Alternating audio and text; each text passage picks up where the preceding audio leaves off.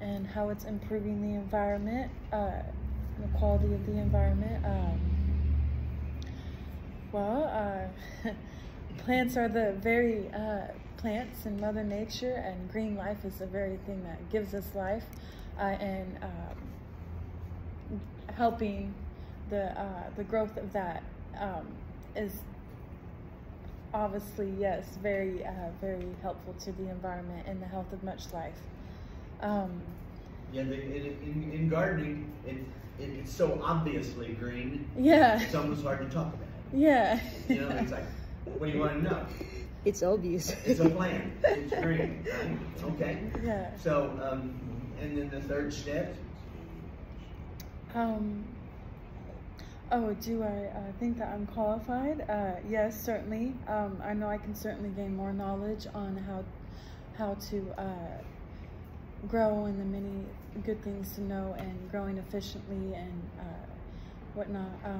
But yes, I know that I'm qualified to be a gardener, be of help to Mother Nature. Right. You know, good job. She killed it, didn't she? You know, I kind of hesitate to call myself a gardener because I feel like I learn something almost every time I go out, you know, or I observe something. I'm certainly not a master gardener. I've been doing it for a while, but there's always, as you pointed out, more to learn. You do feel qualified, and you know, you're in an interview or perhaps on an application. At some point in the process of getting a job, employer or someone, HR person might say, well, tell me why you're qualified. Okay, that's a question. Mm-hmm. Yeah. Tell me why you're qualified. So that would be something you want to be prepared for in any job that we talk about. Tell me why you're qualified. Okay, good job. Thank you very much. Number 2, Bradley. My bad. You're good. I like it. What's Friends there, right? you two guys? What's the feeling of being late? It feels like when you put something in the microwave without water. Boom. Okay, let's focus in on our activity. Okay, we are assigned in waste. How to consume waste? How to avoid waste. So for us, we separate kitchen waste. Everything that will be compost, we will put it in our compost system. What can go in the compost? What? What goes in the composting system? Kitchen waste and everything that left over from the garden. It must be put in the compost. Right? You mean I also, can throw plastic that I had wrapped up my food from the grocery store? No. We not. Let me finish first. Some can be dried up, like the like the groceries. Right? You said everything in my kitchen. Everything that is everything that is how do you call that? Decomposed. Yes. Yeah. Must be put in a compost or put back in the ground. It just depends on you how to create your own compost. Example, we have an orange peel. Sometimes we just throw it right away to the compost or to the garbage, but we can also dry it up those and burn it as an aroma to refresh the smell in the house. Lemon peel. And the second one is when we buy something, we need to see to it that what we are buying has no extra plastic wrap in it. The third is take a grocery bag every time you go out to buy grocery. Don't take the plastic bag from the store to take home. That is an extra waste for us. So always take a grocery bag with you. That's all we can say. Remember our 3 R's?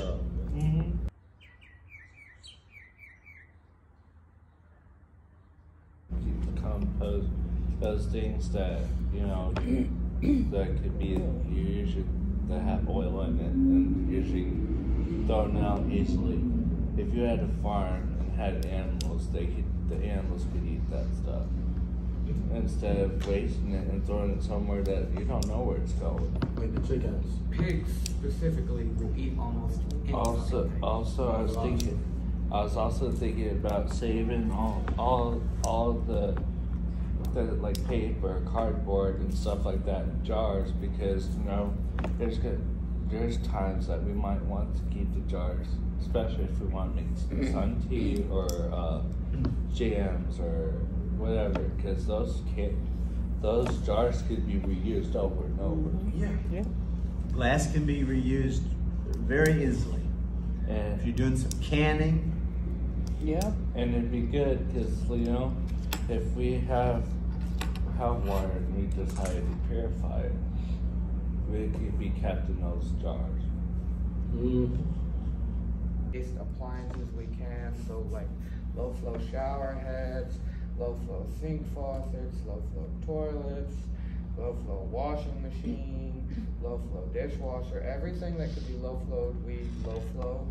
And then for number 2, we decided we'd go in and retrofit all the pipes and all the everything that could be retrofitted, we'd retrofit as well, so that there'd be less water wastage, and we'd update what we can, update what pipe we can or whatever. And then for number 3, we decided we'd install a rainwater catchment system and hook it up to the house so it could make use of the rainwater for certain things like washing clothes or the toilet or something.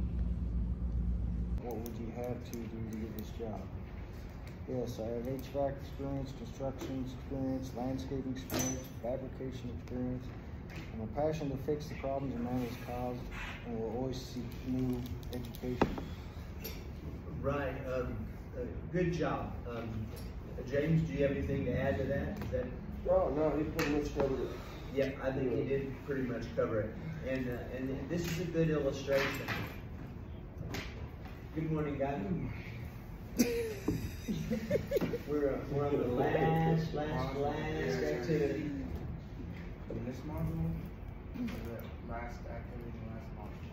Yes, last activity in the last module, and we're doing basically we're doing a job search today. Washing dishes. Yeah. Leave the water off when you wash your dishes. What was that, Jake? I was thinking of a certain schedule, so you do need a good amount of water to do dishes. It's almost impossible to do dishes without but don't leave it running. So if you do it on a schedule, and then you kind of have like, instead of doing a lot of times, most people do the water running type of washing. But if they do it on a schedule where they have a sink for, I can't remember, soaking the dishes, and then a sink for rinsing the dishes, that's all you really need. And you'll probably use a little bit less water, obviously, is the hope from doing that. If you just have to use the dishwasher, make sure you make sure it's full rather than do half a load. More frequent. Yeah. But I think Jake is talking about the hand washing by plate, but for me, I cannot accept that because we are used to wash your own plate right away. Yeah. To after you eat. Once I clean the sink, I don't want to see anything in it dirty there, the plate. So in our family we are 3. We are instructed to wash your own plate. Every time you use something, wash right away. Okay. So, but we have to make sure that we are not using, we are minimizing water when we wash our plate. So do it quickly after you eat. Yep. While things are not all crusted up and dried out. Get them off of there. Scrape the plate for the compost. Yep. And then rinse it off. So it will refresh your mind also that you don't see anything dirty in the sink. Travis? I was wondering, mention, instead of using a whole bunch of water growing with waste, why not have a spray bottle with water and soap to clean your dishes instead of having a whole sink?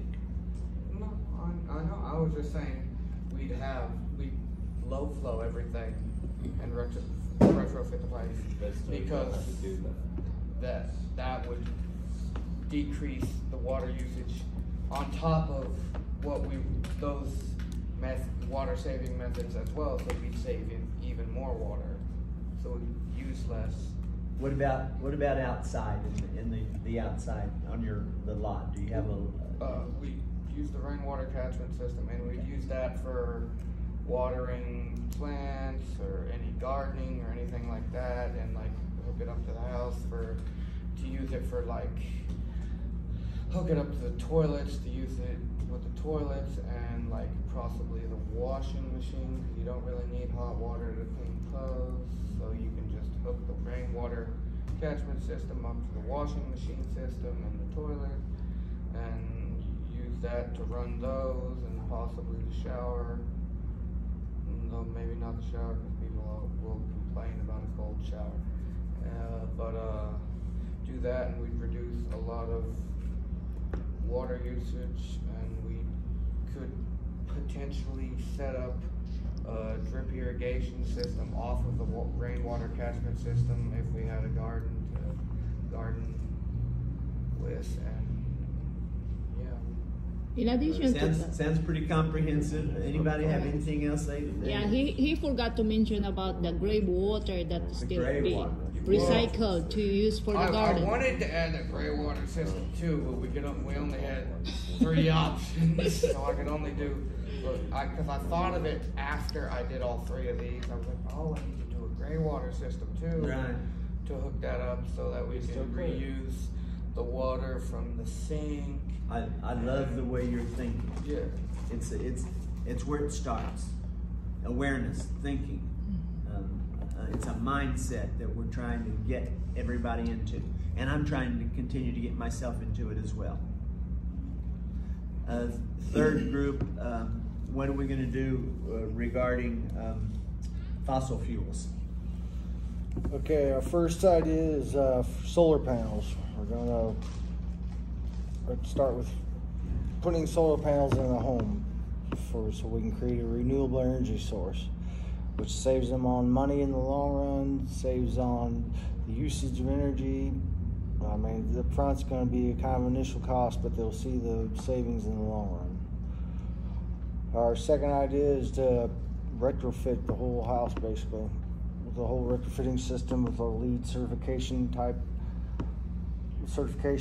Basically, start with energy efficient appliances, LED bulbs, better insulation, creating an airtight envelope, installing a gray water system.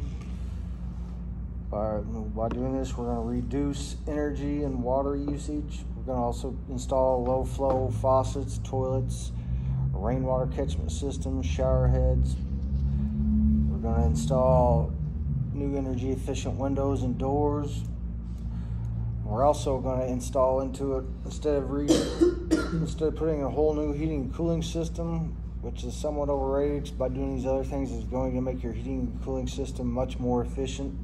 But we are going to install a new air filtration system into it, which will enhance our airtight envelope, plus create clean air in the house.